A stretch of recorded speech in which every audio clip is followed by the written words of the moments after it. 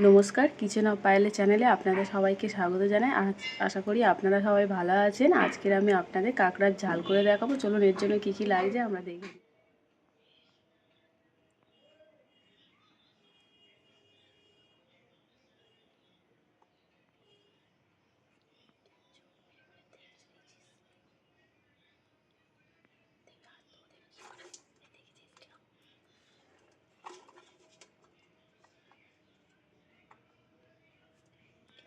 এখানে সমুদ্রে কাঁকড়া আছে, এগুলোকে কেটে ভালো করে পরিষ্কার করে নিয়েছি ধুয়ে।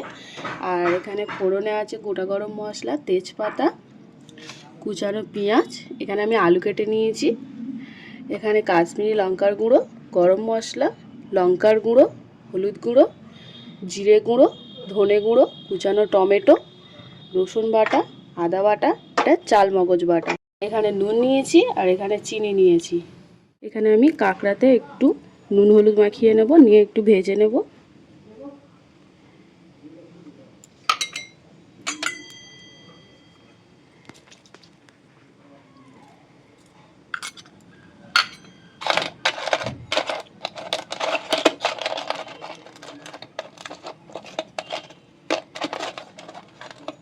এখানে আমি কড়াতে সর্ষের তেল গরম হতে দিয়েছিলাম, তেলটা আমার গরম হয়ে গেছে। এবার আমি কাঁকড়াগুলো ভেজে নেবো অল্প করে।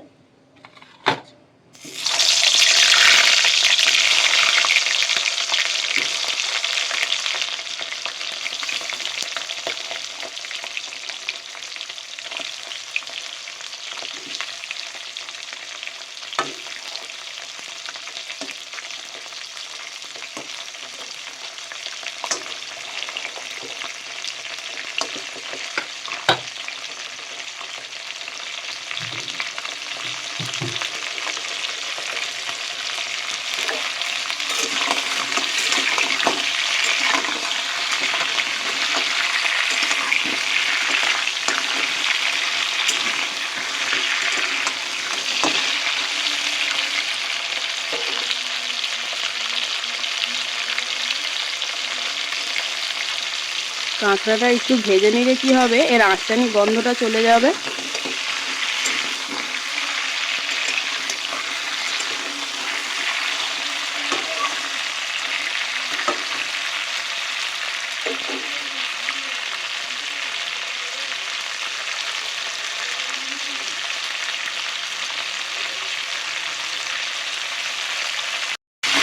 কাঁকড়াগুলো আমার ভাজা হয়ে গেছে, আমি তুলে নেবো এবার।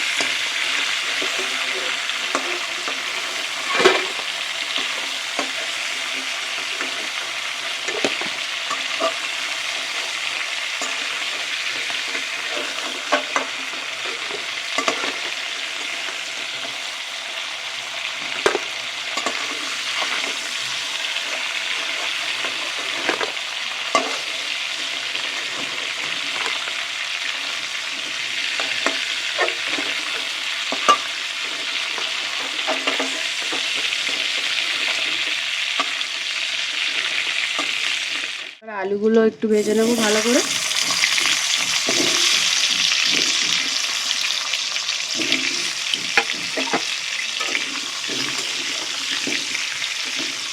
কাঁকড়া তো আমরা সবাই খেতে ভালোবাসি। আপনারা যদি একবার আমি যেভাবে দেখাচ্ছি একবার রান্না করবেন, আশা করি খুব ভালো লাগবে।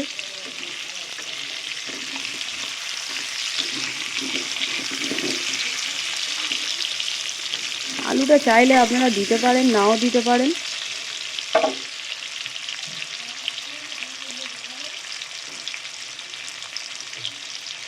এখানে আলুগুলো লাল লাল করে ভেজে নিয়েছি, আমি তুলে নেব। ভাজা হয়ে গেছে আলুটা।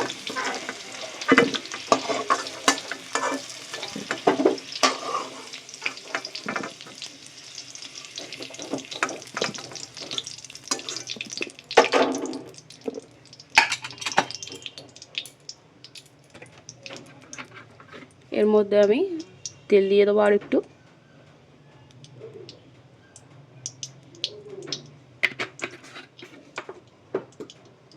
আমি সম্পূর্ণ রান্নাটা সর্ষের তেলে করছি, আপনারা চাইলে সাদা তেলও ব্যবহার করতে পারেন।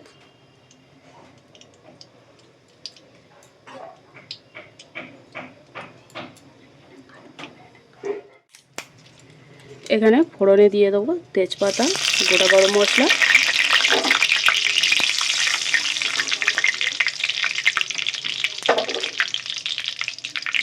কুচিয়ে রাখা পেঁয়াজগুলো।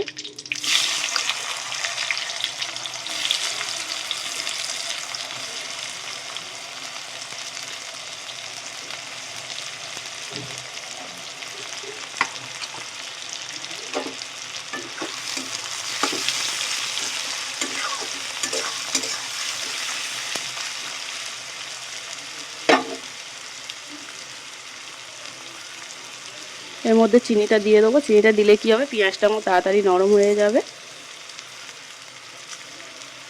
আপনারা চাইলে চিনির বদলে নুনও দিতে পারেন।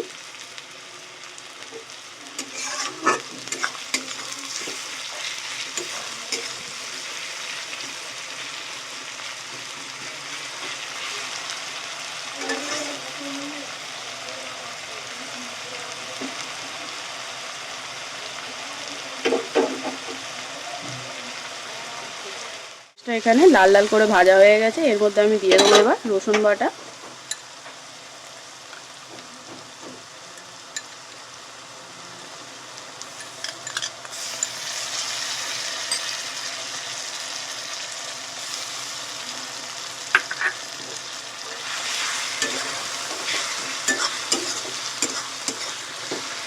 আমি যেভাবে করছি আপনারা অবশ্যই বাড়িতে একবার রেসিপিটা ট্রাই করবেন, অনুরোধ রইল।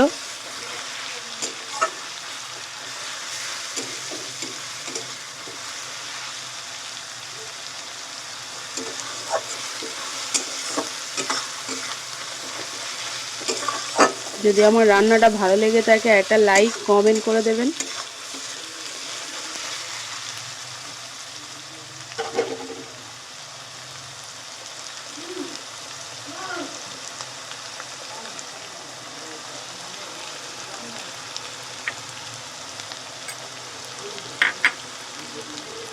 এর মধ্যে দিয়ে দেবো কুচিয়ে রাখা টমেটোগুলো।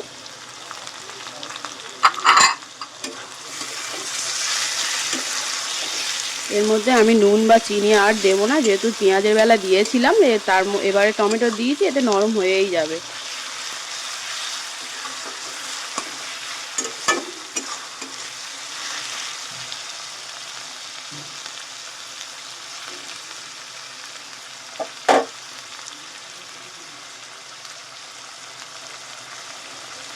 এর মধ্যে এবার দিয়ে দেবো আদা বাটা,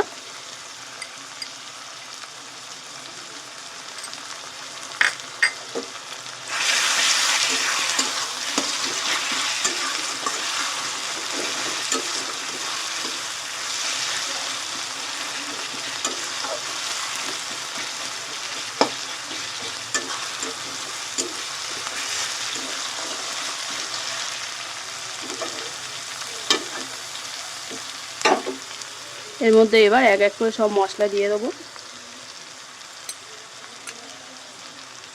নুন,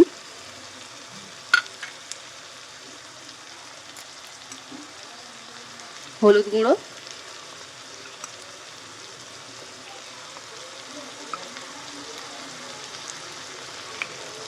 লঙ্কার গুঁড়ো,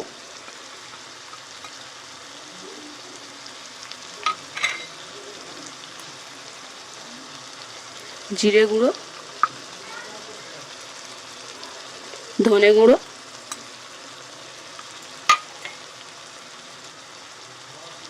কাশ্মীরি লঙ্কার গুঁড়ো দিয়ে ভালো করে মশলাটা কষিয়ে নেব। এবার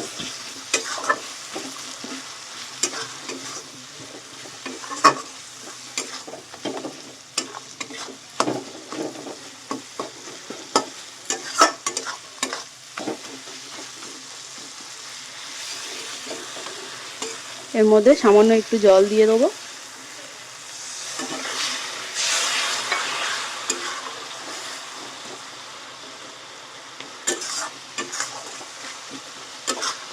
যতক্ষণ না মশলাটা ভালো করে কষা হচ্ছে ততক্ষণ কষিয়ে নেব ভালো করে।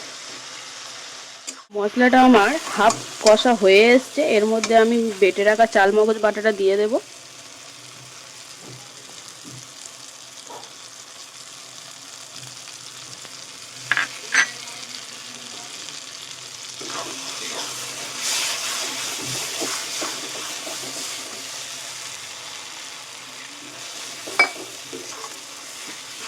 এর মধ্যে আর একটু জল দিয়ে দেবো মশলাটা, দিয়ে ভালো করে কষিয়ে নেব। আপনারা চাইলে চাল মগজের বদলে সাদা তিল যদি বাড়িতে থাকে বাটা বেটে দিতে পারেন, দিলে তরকারিটা আরো ভালো খেতে লাগবে।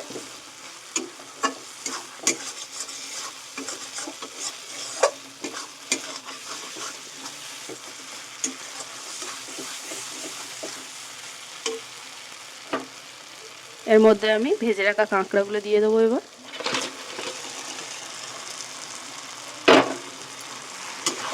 দিয়ে একসাথে কষিয়ে নেবো সব।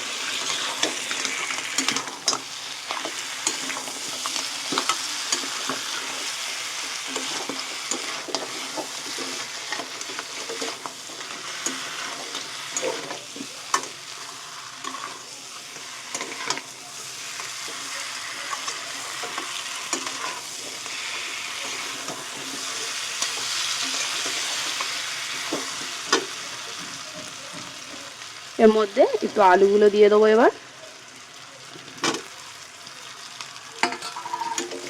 আমি যেভাবে দেখাচ্ছি একবার বাড়িতে অবশ্যই রান্নাটা করবেন, দেখবেন খুব সুস্বাদু হবে।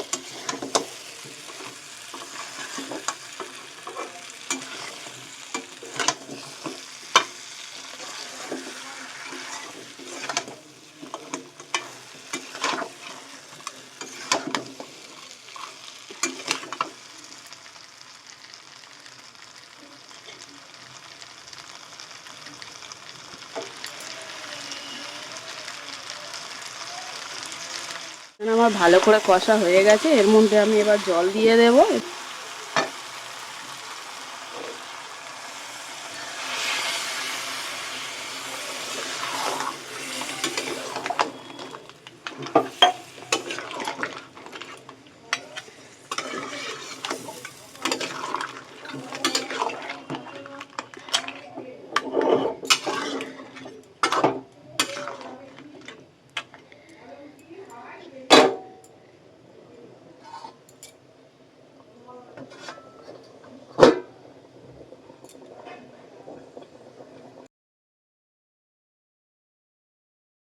আমি একটু দেখে নেব কতদূর কি হলো।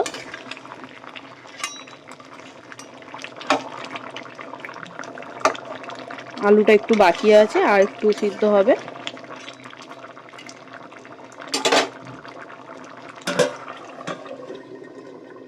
এখানে আমার তরকারিটা পুরো কমপ্লিট হয়ে গেছে, আলু একদম সিদ্ধ হয়ে গেছে খুব সুন্দর করে। আমি এখানে একটু ঝোল ঝোল রেখেছি, কারণ আমার বাড়ির লোক একটু ঝোল ঝোল খেতে পছন্দ করে। আপনারা চাইলে আর একটু শুকনো করে লাগাতে পারেন।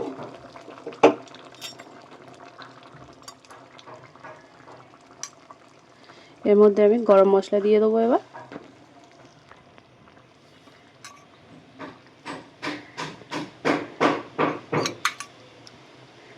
গরম গরম ভাতের সঙ্গে পরিবেশন করবেন, খুব ভালো লাগবে। বাড়িতে একবার অবশ্যই রান্নাটা ট্রাই করবেন। রান্নাটা যদি ভালো লেগে থাকে চ্যানেলটি একবার সাবস্ক্রাইব করে দেবেন।